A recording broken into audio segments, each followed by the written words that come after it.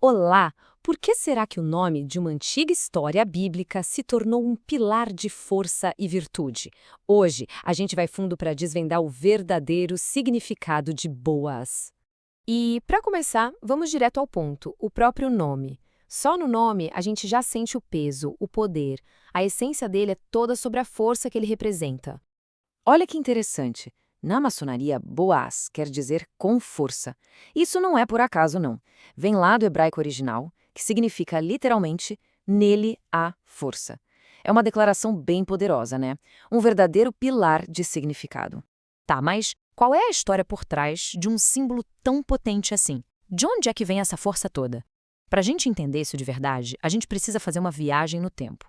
Voltar para uma antiga narrativa de perda e também de muita lealdade. E a história de Boaz, veja só, está completamente conectada, entrelaçada com a de duas mulheres incríveis, Ruth e Noemi. E tudo começa com uma jornada bem desesperada, na verdade. Então, imagine o cenário. A história começa com uma situação terrível. Uma fome daquelas em Judá força uma família inteira a fugir, a procurar refúgio em Moabe. Só que a tragédia parece que o segue, sabe?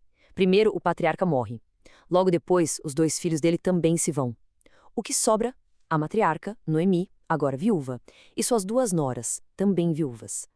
Completamente arrasada com tanta perda, Noemi decide que só tem uma coisa a fazer: voltar para casa. E aí tem um momento chave. Noemi, no meio de toda essa dor, insiste que as noras voltem para suas famílias de origem. Mas Ruth se recusa, e ela faz uma declaração de lealdade que é, assim, de arrepiar. Essa promessa, essa decisão, não só mostra quem é a Ruth de verdade, mas também sela o destino dela para sempre. E é justamente lá, em Belém, a terra natal de Noemi, que o caminho delas vai se cruzar com o de Boaz. E tudo acontece por causa de um ato de caridade, lá nos campos de colheita. Então, para conseguir sobreviver, para ter o que comer, Ruth começa a fazer algo chamado respigar.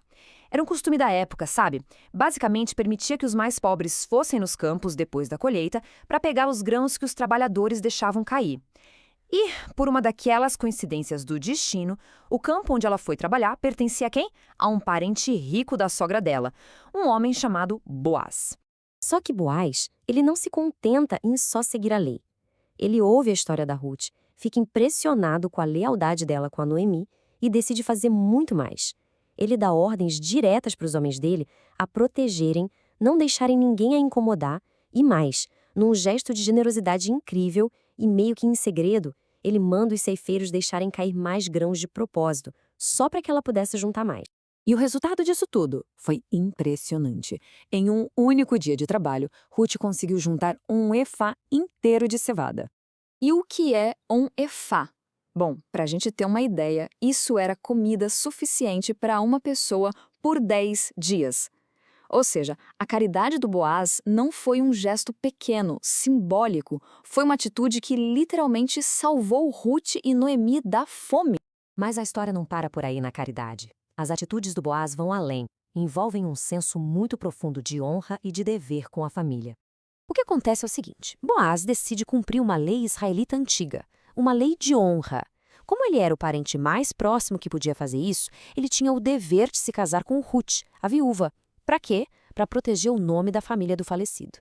E essa atitude, olha só, não só deu segurança para Ruth e Noemi, como também salvou uma linhagem inteira que estava prestes a se extinguir. E as consequências desse ato de honra são, assim, gigantescas. A união de Boaz e Ruth dá início a nada menos que uma linhagem real. O filho deles, Obed, se torna o avô do famoso rei Davi. E de Davi, claro, descenderia o rei Salomão. Pensa só, uma única decisão, um ato de honra que mudou completamente o curso da história. E é exatamente assim que a história de um homem de bom caráter acaba se transformando num símbolo poderoso. Um símbolo que atravessa os séculos e chega até nós. Então vamos amarrar as pontas. Como é que essa história antiga, cheia de honra, caridade e dever, se transforma nesse símbolo de força? A conexão é direta e é genial. Cada atitude do Boaz na história reflete uma virtude fundamental. Pensa comigo. Ele permitiu que respigassem nos campos dele, isso é o quê? respeito e manutenção das leis antigas. Ele protegeu Ruth, isso é cuidado e preocupação com quem está vulnerável. Deixou grãos extras de propósito, pura caridade, a essência da doação.